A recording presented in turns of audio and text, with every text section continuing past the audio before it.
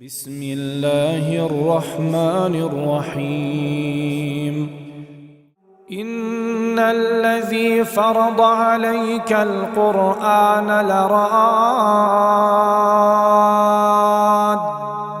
إلى معاد قل ربي أعلم من جاء بالهدى ومن هو في ضلال مبين وما كنت ترجو أن يلقى إليك الكتاب إلا رحمة من ربك فلا تكونن ظهيرا للكافرين. السلام عليكم ورحمة الله وبركاته. ഖുർആൻ പദം 1335 ദിവസത്തിലേക്ക് എല്ലാവരെയും ഹാർദമായി സ്വാഗതം ചെയ്യുന്നു. വിശുദ്ധ ഖുർആനിലെ 28-ാമത്തെ അധ്യായമായ സൂറത്തുൽ ഖസസിലെ 85-86 ആയത്തുകളാണ് ഇന്ന് പഠന വിധേയമാക്കുന്നത്. ക്ലാസ് ആരംഭിക്കുന്നതിനായി ആദരണീയനായ ഡോക്ടർ A.I. വിലായത്തുള്ള സാഹിബിനെ ക്ഷണിക്കുന്നു. അസ്സലാമു അലൈക്കും വറഹ്മത്തുള്ളാഹി വബറകാതുഹു. അഊദു ബില്ലാഹി മിനശ് ശൈത്വാനിർ റജീം. ബിസ്മില്ലാഹിർ റഹ്മാനിർ റഹീം.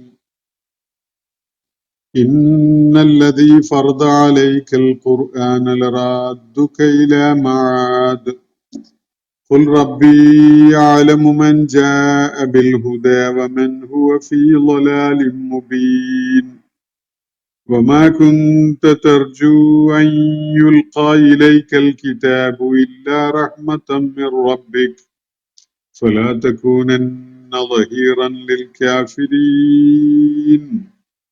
صدق الله العلي العظيم. സൂറത്തുൽ ഖസസിലെ 85-86 ആയത്തുകളാണ് ഞാൻ നിങ്ങളെ കേൾപ്പിച്ചിട്ടുള്ളത്. 88 ആയത്തുകൾ അടങ്ങിയ ഈ സൂറത്തിന്റെ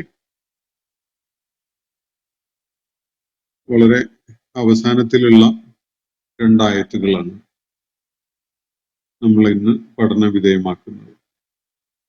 ഈ 2 ആയത്തുകൾ കഴിഞ്ഞാൽ ഈ സൂറത്തിൽ 2 ആയത്തുകൾ കൂടിയാണ് ബാക്കിയുള്ളത്. നബി സല്ലല്ലാഹു അലൈഹി വസല്ലമയെ പ്രത്യേകമായി അഭിസംബോധന ചെയ്തുകൊണ്ട് ചില വെളിപ്പെടുത്തലുകൾ നടത്തുകയും ധൈര്യം പകരുകയും ചെയ്യുക എന്നതാണ് ഈ 2 ആയത്തുകളിൽ അല്ലാഹു നിർവഹിക്കുന്നതായിട്ട് നമുക്ക് കാണാൻ സാധിക്കും. ഇന്നലെ നമ്മൾ വായിച്ച ഭാഗത്ത് ദാറുൽ ആഖിറത്തിന് അർഹരായവർ, അല്ലാഹു വിശ്വാസികൾക്കായി ഒരുക്കി വെച്ചിരിക്കുന്ന വിജയഗേഹത്തിന് അർഹരായ ആളുകൾ, അവര് ഭൂമിയിൽ അഹന്ത കാണിച്ചുകൊണ്ട് ജീവിക്കാതിരിക്കുന്ന, ഭൂമിയിൽ അരാജകത്വവും നിയമരാഹിത്യവും സകല വിധത്തിലുള്ള കുഴപ്പങ്ങളും ഉണ്ടാകുന്നതിന് കാരണമാകാതിരുന്ന ആളുകളാണ്, മുത്തഖികളാണ് ദാറുൽ ആഖിറത്തിന് അർഹരായി മാറുന്നത് എന്നത് ചൂണ്ടിക്കാണിക്കപ്പെടുകയുണ്ടായത് നമ്മൾ ശ്രദ്ധിക്കുകയുണ്ടായി. നന്മ ചെയ്തുകൊണ്ട് അള്ളാഹുവിനെ കണ്ടുമുട്ടുന്ന ആളുകൾ തീർച്ചയായിട്ടും അവര് അതിനേക്കാൾ മെച്ചപ്പെട്ട, അതിനേക്കാൾ ശ്രേഷ്ഠമായ പ്രതിഫലം ഏറ്റുവാങ്ങുന്നതാണ്. എന്നാൽ തിന്മ ചെയ്തതിന്റെ അതിനെ തുടർന്ന് സയ്യിഅത്ത് ചുമന്നുകൊണ്ടാണ് ആരെങ്കിലും അള്ളാഹുവിന്റെ അടുക്കൽ എത്തുന്നതെങ്കിൽ അയാൾ ചെയ്ത സയ്യിഅത്തിന് ആ കണക്കനുസരിച്ചുള്ള ശിക്ഷ മാത്രമേ അയാൾ ഏറ്റുവാങ്ങേണ്ടി വരികയുള്ളൂ എന്നുകൂടി അള്ളാഹു വ്യക്തമാക്കുന്നത് നമ്മളവിടെ കാണുന്നുണ്ട്. അള്ളാഹുവിന്റെ ഒരു നയവും നിലപാടും ഒക്കെയാണിത്. നന്മ പാത സ്വീകരിച്ച ആളുകൾക്ക് അള്ളാഹു വർദ്ധിതമായ പ്രതിഫലമാണ് നൽകുക. അതിന് പ്രൊപ്പോർഷനേറ്റ് എന്നതിനപ്പുറത്തേക്ക് അള്ളാഹുവിന്റെ ഔദാര്യത്തിന്റെ ഭാഗമായിട്ടുള്ള വലിയ പ്രതിഫലങ്ങൾ ദാറുൽ ആഖിറത്തിന്റെ മഹാസൗഭാഗ്യം തന്നെ അവർക്ക് അള്ളാഹു നൽകുന്നു. എന്നാൽ സയ്യിഅത്താണ് ഒരാളെ വേറിട്ട് നിർത്തുന്നതെങ്കിൽ, തിന്മയാണ് ഒരാളുടെ മുഖമുദ്രയായി മാറുന്നതെങ്കിൽ, അങ്ങനെ മുഖമുദ്രയുള്ള വിധത്തിലാണ് ഒരാൾ അള്ളാഹുവിന്റെ അടുക്കലേക്ക് തിരികെ എത്തുന്നതെങ്കിൽ, അള്ളാഹു ഒരിക്കലും തന്നെ അയാൾ അർഹിക്കുന്നതിനേക്കാൾ ഏറെ ശിക്ഷ അയാൾക്ക് നൽകുകയില്ല. അള്ളാഹുവിന്റെ നീതിബോധം തീർച്ചയായിട്ടും അവിടെ പ്രവർത്തനക്ഷമമായിരിക്കും. തിന്മ ചെയ്ത് തിന്മയുടെ അടയാളപ്പെടുത്തലുമായിട്ട് വരുന്ന ഒരാള് അതിന് തത്തുല്യമായ അള്ളാഹു നിശ്ചയിച്ച ശിക്ഷ മാത്രമാണ് ഏറ്റുവാങ്ങേണ്ടി വരിക. ഹസനാത്തുകള് നിർവഹിച്ച ആളുകൾക്ക് അള്ളാഹു കണക്കിൽ പെടുന്നതിലേറെ അവന്റെ ഔദാര്യം എന്നുള്ള നിലക്ക് നൽകുകയും ചെയ്യും എന്ന് അള്ളാഹു അവിടെ വ്യക്തമാക്കുകയുണ്ടായി. മക്കയിലെ ആളുകളെ താക്കീത് ചെയ്യുന്നതിന്റെ ഭാഗമായി അവരെ യാഥാർത്ഥ്യബോധമുള്ളവരാക്കാൻ കാര്യങ്ങൾ ഉണർത്തുന്നതിന്റെ ഭാഗമായിട്ട് വിവരിക്കപ്പെട്ട കാര്യങ്ങളാണ് നമ്മൾ പിന്നിട്ട ആയത്തുകളിൽ കാണുകയുണ്ടായത്. ഖാറൂന്റെ സംഭവ കഥ, ചരിത്ര ഭാഗം വിവരിക്കപ്പെട്ടതും, അതുപോലെ മൂസ അലൈഹിസ്സലാമിന്റെ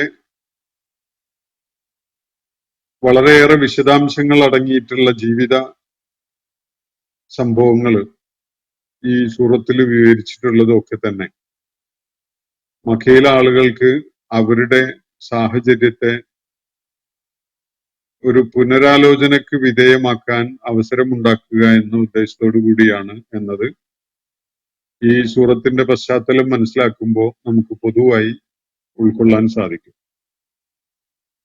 ഇവിടെ നബി സല്ലല്ലാഹു അലൈഹി വസല്ലമയെ അഭിസംബോധന ചെയ്തുകൊണ്ട് അള്ളാഹു പറയുകയാണ്, അള്ളാഹുവിന്റെ പ്രവാചകൻ മുഹമ്മദ് മുസ്തഫ സല്ലല്ലാഹു അലൈഹി വസല്ലം അദ്ദേഹം ഇപ്പോ നിർവഹിച്ചുകൊണ്ടിരിക്കുന്ന ഈ ദൗത്യം, ആ ദൗത്യം നിർവഹിക്കുന്നതിലേക്ക് അദ്ദേഹം വന്നത് എങ്ങനെയാണ്?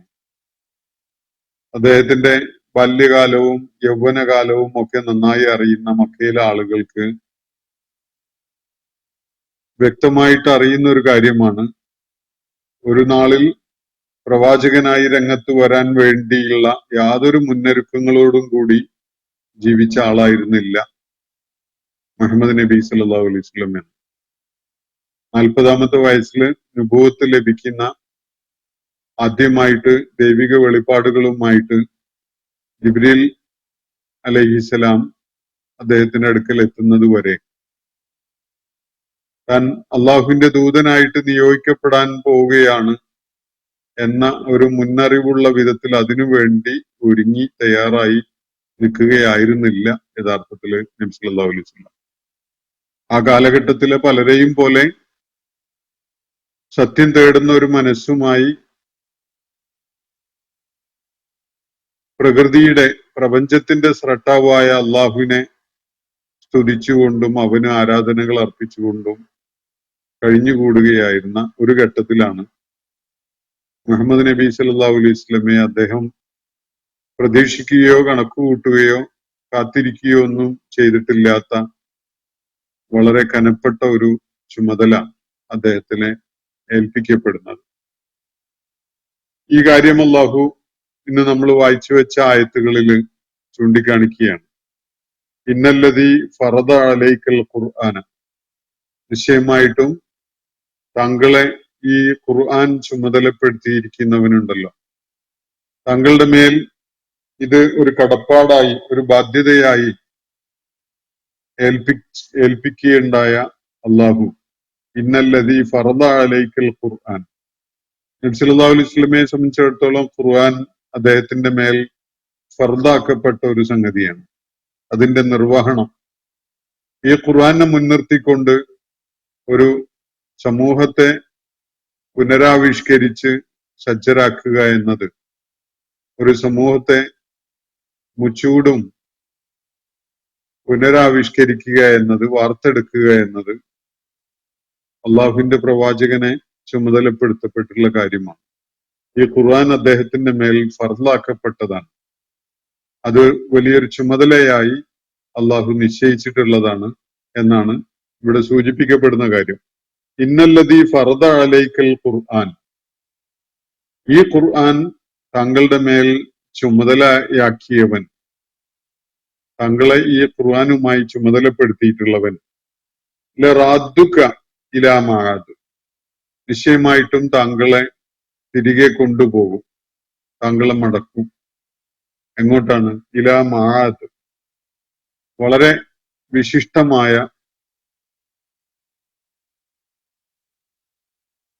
വളരെ പ്രാധാന്യമുള്ള ഒരു പരിണതിയിലേക്ക്, വളരെ മഹത്തായ ഒരു മടക്കത്തിലേക്ക് താങ്കളെ അവൻ കൊണ്ടുപോകും എന്നാണ് അള്ളാഹുവിടെ പറയുന്നത്.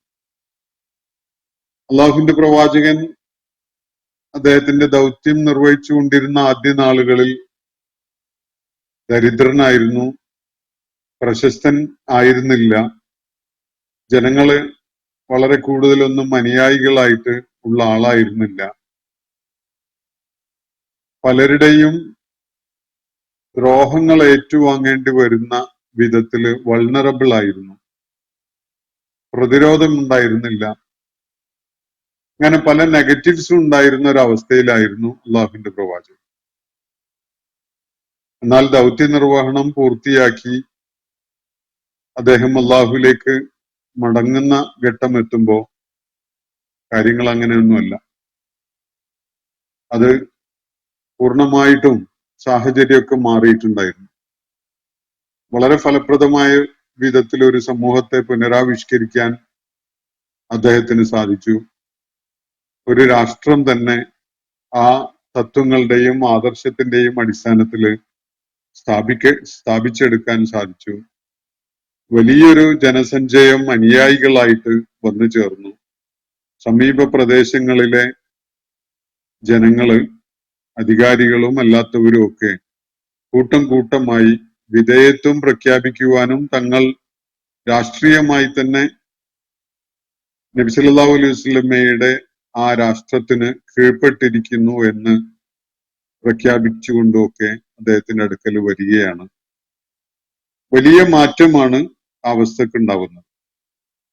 അള്ളാഹുവിടെ സൂചിപ്പിക്കുന്നത് ഇന്നല്ലദീ ഫറള അലൈക്കൽ ഖുർആൻ, നിശ്ചയമായിട്ടും താങ്കളുടെ മേൽ ഈ ഖുർആനെ ബാധ്യതയായി നിശ്ചയിച്ചിരിക്കുന്ന അള്ളാഹു, ലറാദ്ദുക, താങ്കളെ തിരികെ കൊണ്ടുപോകും, ഇലാ മആദിൻ, ഒരു മഹത്തായ പരിണതിയിലേക്ക്, അല്ലെങ്കിൽ ഒരു മഹത്തായ മടക്കത്തിലേക്ക് താങ്കളെ തിരികെ കൊണ്ടുപോകും.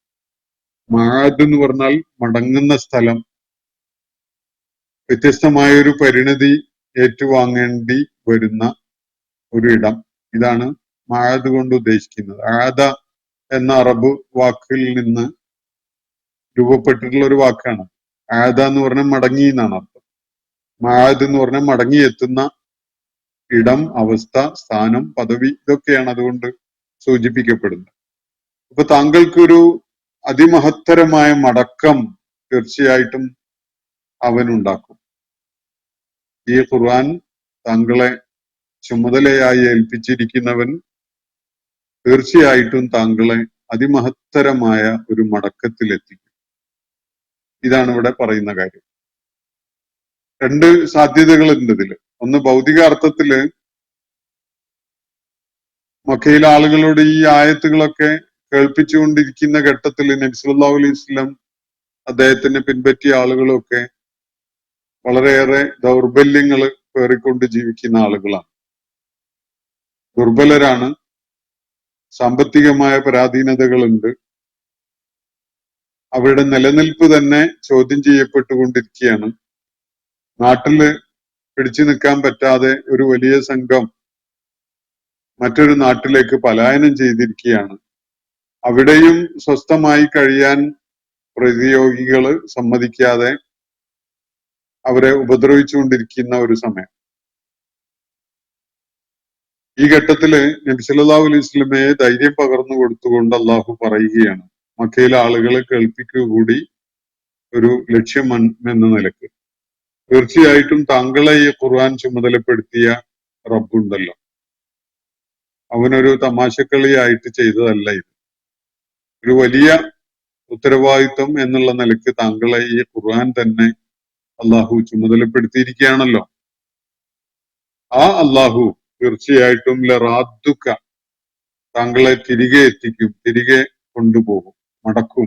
എങ്ങോട്ടാണ്? ഇലാ മആദിൻ, ഒരു മടക്ക സ്ഥാനത്തേക്ക്, അല്ലെങ്കിൽ ഒരു മടക്ക സ്ഥലത്തേക്ക്, അല്ലെങ്കിൽ താങ്കൾ മടങ്ങിയെത്താനിരിക്കുന്ന വലിയ സുപ്രധാനമായ, വലിയ പ്രാധാന്യമുള്ള ഒരു പരിണിതിയിലേക്ക് താങ്കളെ തിരികെ കൊണ്ടുപോകും എന്നാണ് ഇവിടെ പറയുന്നത്. ഇപ്പോ പല ദൗർബല്യങ്ങളും പോരായികകളും അവശതകളും ഒക്കെ പേറുന്നവരാണ് നബി സല്ലല്ലാഹു അലൈഹി വസല്ലമയും അനുയായികളും എങ്കിൽ ഈ കഥ അവസാനിക്കുന്നത് അങ്ങനെ ആവുകയില്ല. അള്ളാഹുവിന്റെ പ്രവാചകൻ വളരെയേറെ യശസ് ഉള്ള, ലോകത്തെ തന്നെ സ്വാധീനിക്കുകയും കോടിക്കണക്കിന് മനുഷ്യരെ പിൻപറ്റുകയും ഒക്കെ ചെയ്യുന്ന, ലോകം കണ്ട ഏറ്റവും വലിയ ദിഗ്വിജയിയും നായകനും നേതാവും ഒക്കെ ആയിട്ട് മാറാൻ പോവുകയാണ്. ഇത് ഭൗതിക ലോകത്ത് സംഭവിക്കുന്നതാണെങ്കിൽ ഇതിനേക്കാൾ മഹത്തരമായ ഔന്നത്യത്തിലേക്കാണ് നബി സല്ലല്ലാഹു അലൈഹി വസല്ലം പാരത്രിക ലോകത്ത് ഉയർത്തപ്പെടാൻ പോകുന്നത്. കോടിക്കണക്കിന് മനുഷ്യരുടെ അസംഖ്യം തലമുറകളായിട്ടുള്ള ജനസമൂഹങ്ങൾ അവരുടെ നായകനായിട്ട്, അവരുടെ നേതാവായിട്ട്, അവരുടെ വഴികാട്ടിയായിട്ട് മുഹമ്മദ് നബി സല്ലല്ലാഹു അലൈഹി വസല്ലമിനെ അംഗീകരിച്ചുകൊണ്ട് അള്ളാഹുവിന്റെ മുന്നിലേക്ക് എത്തുന്ന ഒരു നാള് വരാനിരിക്കുന്നുണ്ട്. ഏറ്റവും ഏറെ അനുയായികളുള്ള നേതാവ് അന്ന് നബി സല്ലല്ലാഹു അലൈഹി വസല്ലം ആയിരിക്കും. മനുഷ്യ ചരിത്രത്തിൽ മനുഷ്യരെ സന്മാർഗത്തിലേക്ക് വഴി കാണിക്കുന്നതിന് വേണ്ടി പ്രയത്നങ്ങൾ നടത്തിയ, ആ വിധത്തിൽ വലിയ ഇമ്പാക്റ്റ് ഉണ്ടാക്കിയ നേതാക്കന്മാരൊക്കെ നമ്മൾ പരിഗണിക്കുമ്പോൾ അവരെക്കാളൊക്കെ കാതങ്ങള് മുന്നിലായിട്ട് നബി സല്ലല്ലാഹു അലൈഹി വസല്ലം വളരെ വലിയൊരു സമൂഹത്തെ നയിച്ചുകൊണ്ട് വരുന്ന ഒരു ചിത്രമാണ് നമുക്കവിടെ കാണാൻ സാധിക്കുക. അപ്പൊ ഇന്നത്തെ അവശതകളും ദൗർബല്യങ്ങളും ഒന്നുമല്ല കാര്യം. തീർച്ചയായിട്ടും ഈ ഖുർആൻ താങ്കളെ ചുമതലപ്പെടുത്തിയവൻ അതിമഹത്തരമായ ഒരു പദവിയിലേക്ക്, ഒരു സ്ഥാനത്തേക്ക്, ഒരു പരിണിതിയിലേക്ക്, ഒരു മടക്കത്തിലേക്ക് താങ്കളെ കൊണ്ടുപോകും. ഇതാണ് അള്ളാഹു വാഗ്ദാനം ചെയ്യുന്നത്. അതുകൊണ്ട് ഖുർ റബ്ബി അഅലമു മൻ ജാഅ ബിൽ ഹുദ വമൻ ഹുവ ഫീ ളലാലിൻ മുബീൻ. അതുകൊണ്ട് ഇങ്ങനെ പറഞ്ഞോളൂ എന്നാണ് അള്ളാഹു നബി സല്ലല്ലാഹു അലൈഹി വസല്ലമയോട് പറയാൻ വേണ്ടി കൽപ്പിക്കുന്നത്. ഖുൽ, പറയുക, റബ്ബി അഅലമു, എന്റെ നാഥൻ അറിയാം, മൻ ജാഅ ബിൽ ഹുദ, മാർഗദർശനം ഉൾക്കൊണ്ടിട്ടുള്ളത് ആരാണ്, ഹിദായത്ത് ഏറ്റുവാങ്ങിക്കൊണ്ട് കടന്നു വരുന്നവൻ ആരാണ്, വമൻ ഹുവ ഫീ ളലാലിൻ മുബീൻ, തെളിഞ്ഞ വഴികേടുമായിട്ട്, തെളിഞ്ഞ മാർഗഭ്രംശവുമായിട്ട് രംഗത്ത് വരുന്നത് ആരാണ്, ഇത് എന്റെ റബ്ബിന് വളരെ വ്യക്തമായിട്ടും അറിയാം എന്ന് പറഞ്ഞേക്കുക. അപ്പൊ എന്തെങ്കിലും ആശയക്കുഴപ്പമൊന്നും ആർക്കും വേണ്ടതില്ല. ആരാണ് സന്മാർഗികളായത്, ആരാണ് ദുർമാർഗികളായത് എന്ന കാര്യത്തില് അള്ളാഹുവിനെ സംബന്ധിച്ചിടത്തോളം യാതൊരു ആശയക്കുഴപ്പവും ഉണ്ടാവില്ല എന്ന്. ആരാണ് സത്യമാർഗം ഉൾക്കൊണ്ട് ഹിദായത്ത് സ്വീകരിച്ച് സന്മാർഗിയായിക്കൊണ്ട് അള്ളാഹുവിലേക്ക് തിരികെ എത്തുന്നത്, ആരാണ് വ്യക്തമായ ദുർമാർഗം പിൻപറ്റുന്നവനായിക്കൊണ്ട് നിലകൊള്ളുകയും അള്ളാഹുവിലേക്ക് ആ വിധത്തിൽ തിരികെ എത്തുകയും ചെയ്യുന്നത് എന്നത് എന്റെ റബ്ബിന് നന്നായിട്ട് അറിയാം എന്നാണ്. ഞാൻ എങ്ങനെയെങ്കിലും രക്ഷപ്പെട്ടോളും, അള്ളാഹുവിന്റെ റഡാറിൽ പെടാതെ അവൻ രേഖപ്പെടുത്തിയ വസ്തുതകളുടെ വിവരണങ്ങളിലൊന്നും ഇല്ലാതെ രക്ഷപ്പെട്ട് ഞാൻ അള്ളാഹുവിന്റെ അടുക്കല് അങ്ങനെ ചുളുവില് രക്ഷപ്പെട്ടുകൊള്ളും എന്നൊന്നും ആരും കരുതേണ്ടതില്ല. ആരാണ് ഹിദായത്ത് പ്രയോജനപ്പെടുത്തിക്കൊണ്ട് സന്മാർഗിയായിക്കൊണ്ട് അള്ളാഹുവിന്റെ അടുക്കലേക്ക് വരുന്നത്, ആരാണ് വ്യക്തതയുള്ള ദുർമാർഗവും പേറിക്കൊണ്ട് വരുന്നത് എന്നത് എന്റെ റബ്ബിന് വളരെ വ്യക്തമായിട്ട് അറിയാം എന്നാണ് പറയാൻ വേണ്ടി നബി സല്ലല്ലാഹു അലൈഹി വസല്ലമയോട് അള്ളാഹുവിടെ കൽപ്പിക്കുന്നു. എന്നിട്ട് നബി സല്ലല്ലാഹു അലൈഹി വസല്ലമയുടെ പ്രവാചകത്വത്തിന്റെ ഏറ്റവും ശ്രദ്ധേയമായ ഒരു തെളിവ് എന്ന വിധത്തിൽ മനസ്സിലാക്കപ്പെടാവുന്ന ഒരു കാര്യമായിട്ട് ഒരു കാര്യം അള്ളാഹുവിടെ നമ്മളെ കേൾപ്പിക്കുകയാണ്. ഇവിടെ അഭിസംബോധന ചെയ്യുന്ന നബി സല്ലല്ലാഹു അലൈഹി വസല്ലമയെ തന്നെയാണ്.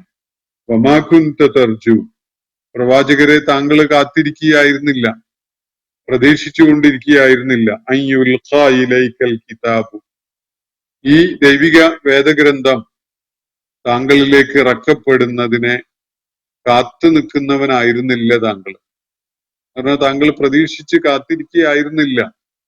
അള്ളാഹു പ്രവാചകനായിട്ട് ദൗത്യം തന്നെ ഏൽപ്പിക്കും, തനിക്ക് വേദഗ്രന്ഥം അവതരിപ്പിക്കപ്പെടും എന്നൊന്നുള്ള പ്രതീക്ഷയിലായിരുന്നില്ല നബി സല്ലല്ലാഹു അലൈഹി വസല്ലം. വളരെ അപ്രതീക്ഷിതമായി, വളരെ ആകസ്മികമായി സംഭവിച്ച ഒരു കാര്യമാണത്. നബി സല്ലല്ലാഹു അലൈഹി വസല്ലം സത്യാന്വേഷണ മനസ്സുമായി ധ്യാനനിരതനാവുന്ന ഒരു ശീലം ആ കാലത്തുണ്ടായിരുന്നു എന്നത് ശരിയാണ്.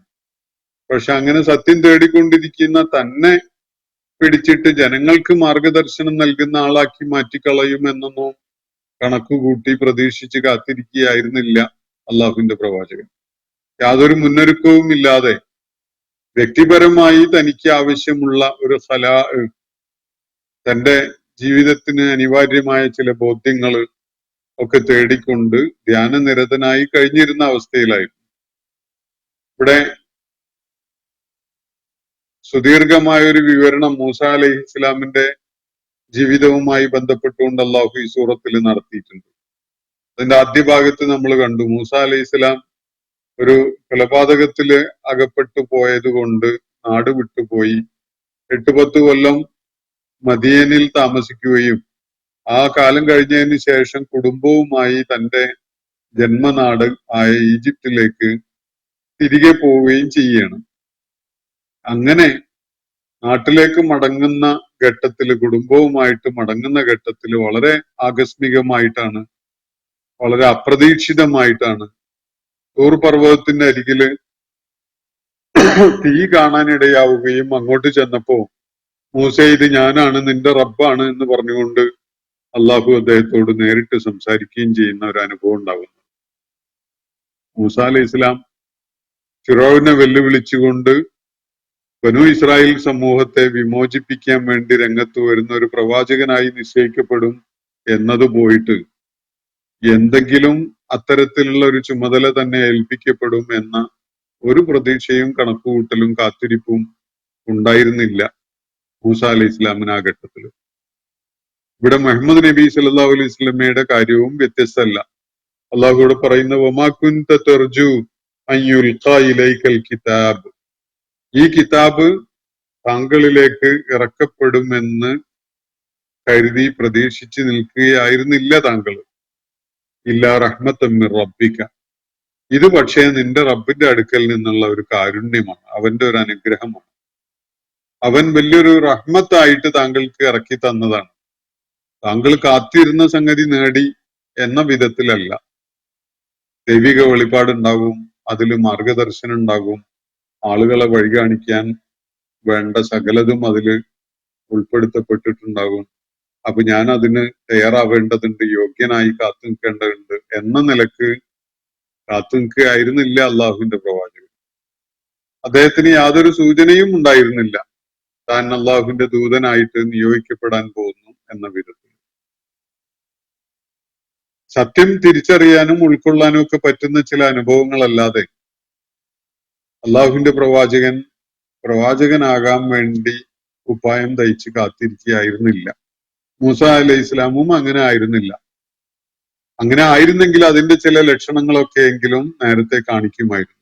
പക്ഷെ വളരെ സത്യസന്ധവും അതുപോലെ ധർമ്മബോധവുമുള്ള വിധത്തില് ജീവിച്ച ഒരു വ്യക്തി എന്നതല്ലാതെ പ്രവാചകനായി ചുമതലയേൽക്കാൻ പോകുന്ന ഒരാള് എന്ന വിധത്തിലുള്ള യാതൊരു സൂചനയും നൽകുന്ന വിധത്തിലായിരുന്നില്ല അള്ളാഹുവിന്റെ പ്രവാചകൻ അദ്ദേഹത്തിന്റെ പിന്നിട്ട ജീവിതം കഴിച്ചിട്ടുണ്ടായിരുന്നത്.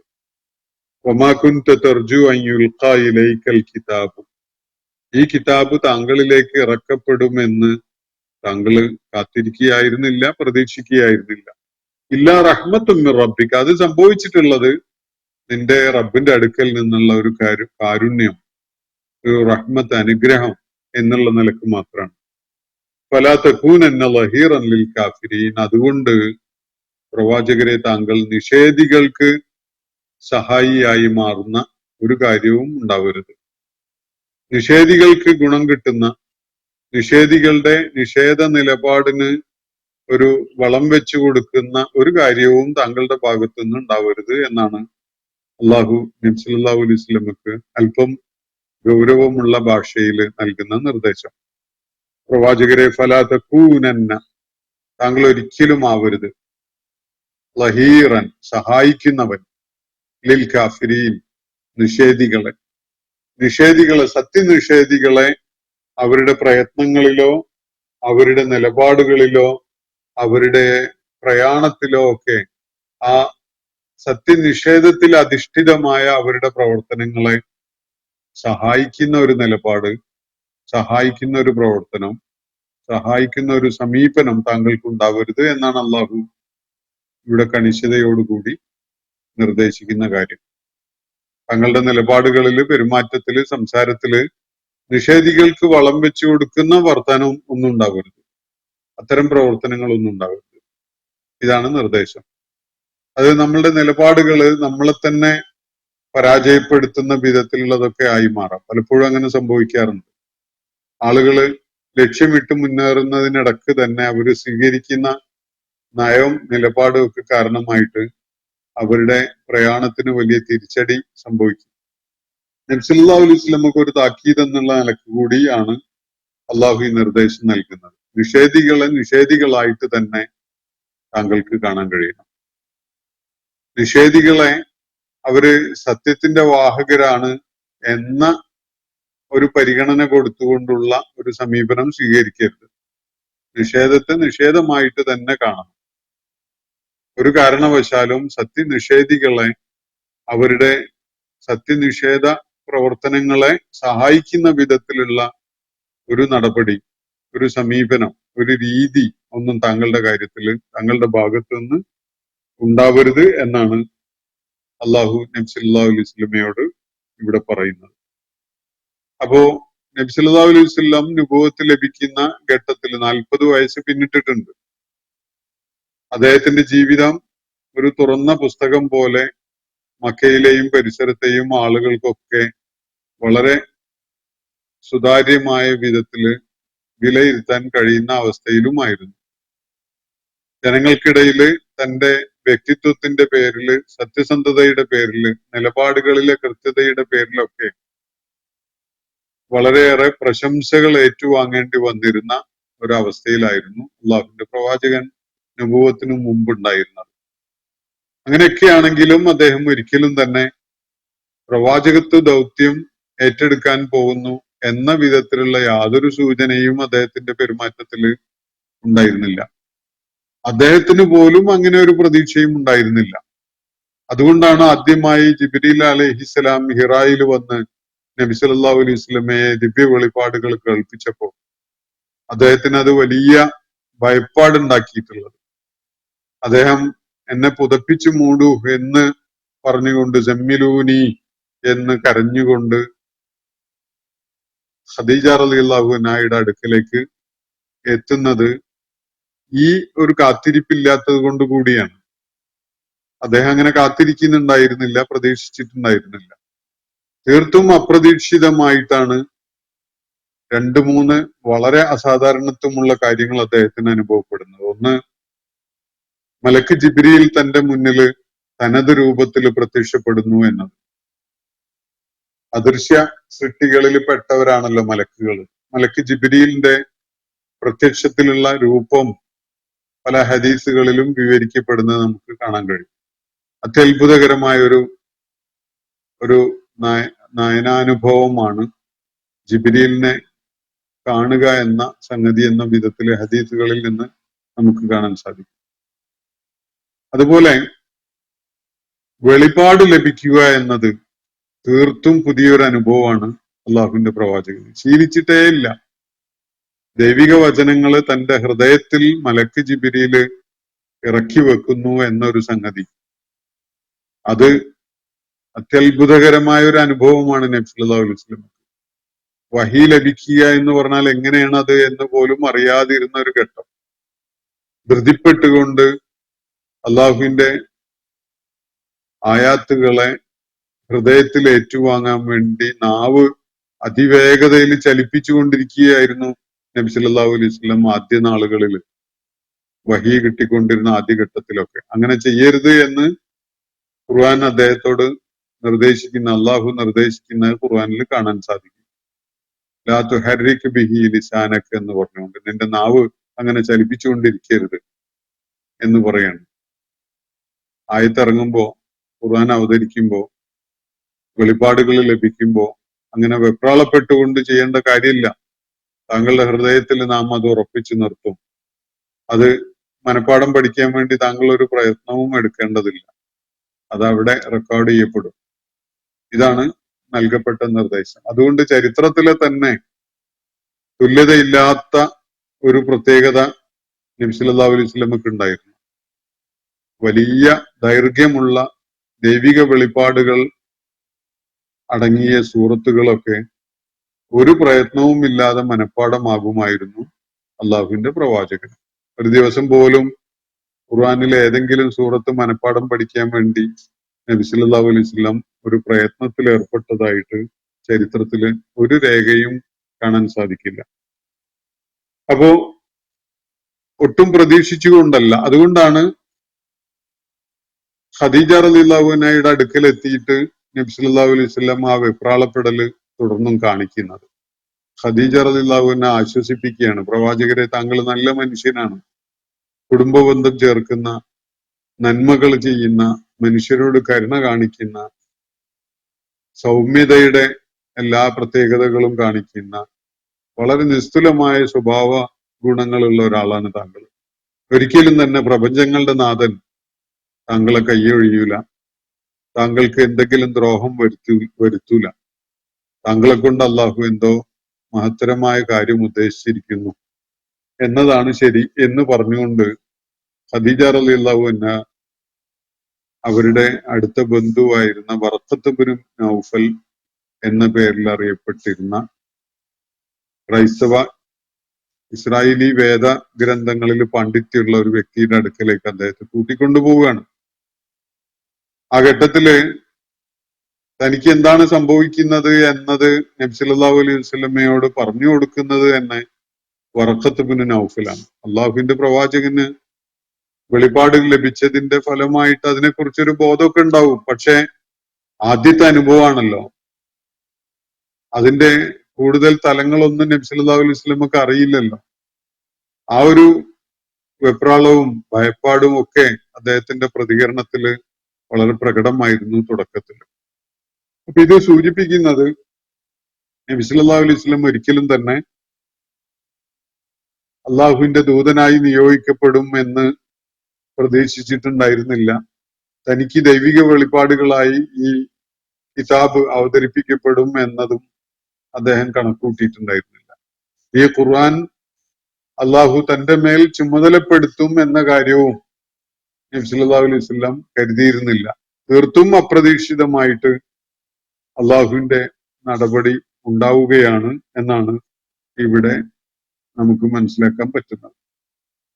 ആ ഒരു കാര്യമാണ് അള്ളാഹുവിടെ വെളിപ്പെടുത്തുന്നത്. അള്ളാഹുവിന്റെ പ്രവാചകൻ ഏതെങ്കിലും നിലക്ക് അത് കാത്തിരുന്നിരുന്നുവെങ്കിൽ അത് നേരത്തെ തന്നെ അദ്ദേഹം അതിന് ഒരുങ്ങി തയ്യാറായി വന്ന ഒരാളായിട്ട് സമൂഹം മനസ്സിലാക്കുമായിരുന്നു. പക്ഷെ അങ്ങനെയൊന്നുമല്ല ഉണ്ടായിട്ടുള്ളത്. അള്ളാഹു തീരുമാനിച്ച് അറിയിച്ച ഘട്ടം മുതൽ അതങ്ങ് പ്രവർത്തനക്ഷമം ആവുകയാണ് എന്നതാണ് വസ്തുത. ഇന്നത്തെ സെഷൻ ഞാനിവിടെ അവസാനിപ്പിക്കുകയാണ്. സൂറത്തുൽ ഖസസിലെ 85, 86 ആയത്തുകളാണ് നമ്മൾ ഇന്ന് പഠന വിധേയമാക്കിയിട്ടുള്ളത്. ശേഷിക്കുന്ന 2 ആയത്തുകൾ ഇൻഷാ അല്ലാഹ് നാളെ നമുക്ക് വിശദമായിട്ട് മനസ്സിലാക്കാൻ ശ്രമിക്കാം. തുടർന്ന് 1-2 ദിവസങ്ങൾ ഈ സൂറത്തുമായി ബന്ധപ്പെട്ടുകൊണ്ടുള്ള ചർച്ചകൾക്ക് വേണ്ടിയുള്ളതാണ്. അതുകൊണ്ട് ഇതുമായി ബന്ധമുള്ള ചോദ്യങ്ങൾ എത്ര ഉണ്ടെങ്കിലും അത് നമുക്ക് ചർച്ചയ്ക്ക് കൊണ്ടുവരാം. ആളുകൾ വോയിസ് ആയിട്ടോ അല്ലെങ്കിൽ ടെക്സ്റ്റ് ആയിട്ടോ ഒക്കെ തന്നെ നമ്മളെ ഗ്രൂപ്പിൽ പോസ്റ്റ് ചെയ്യുകയാണെങ്കിൽ സൗകര്യമാണ്. ഇതല്ലെങ്കിൽ നമ്മുടെ ക്ലബ് ഹൗസിന്റെ ചാറ്റ് ബോക്സിൽ ചോദ്യങ്ങൾ എഴുതുകയാണെങ്കിൽ അതും നമുക്ക് ശേഖരിച്ച് ചർച്ചയ്ക്ക് വേണ്ടി കൊണ്ടുവരാൻ സാധിക്കും. അള്ളാഹു നമ്മെ എല്ലാവരെയും അനുഗ്രഹിക്കുമാറാവട്ടെ. വാഖിറു ദഅ്വാന അനിൽ ഹംദുലില്ലാഹി റബ്ബിൽ ആലമീൻ. അസ്സലാമു അലൈക്കും വറഹ്മത്തുള്ളാഹി വബറകാതുഹു. ഇന്നത്തെ ഖുർആൻ പദം ഇവിടെ സമാപിക്കുന്നു. ഖുർആൻ പഠനത്തിൽ പങ്കെടുത്ത എല്ലാവർക്കും അല്ലാഹു അർഹമായ പ്രതിഫലം നൽകി അനുഗ്രഹിക്കട്ടെ. വആഖിറു ദഅ്വാന അനിൽ ഹംദുലില്ലാഹി റബ്ബിൽ ആലമീൻ. അസ്സലാമു അലൈക്കും വറഹ്മത്തുള്ളാഹി വബറകാതുഹു.